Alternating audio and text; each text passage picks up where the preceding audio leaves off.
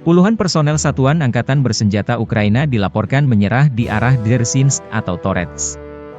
Penyerahan diri ini terjadi setelah unit-unit Angkatan Bersenjata Rusia melanjutkan operasi ofensif mereka yang berhasil di wilayah tersebut.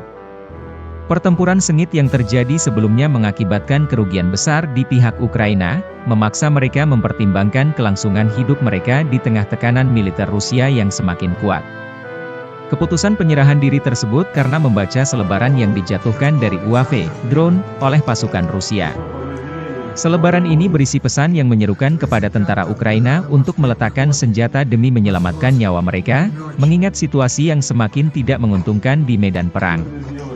Pesan ini tampaknya efektif, karena seluruh unit personel militer Ukraina yang dimobilisasi akhirnya memutuskan untuk menyerah secara kolektif, menghindari lebih banyak korban jiwa.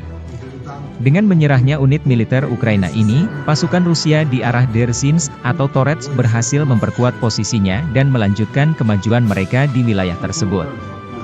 Insiden ini menunjukkan efektivitas taktik perang psikologis yang digunakan oleh Rusia, serta ketegangan yang semakin meningkat di garis depan antara kedua negara.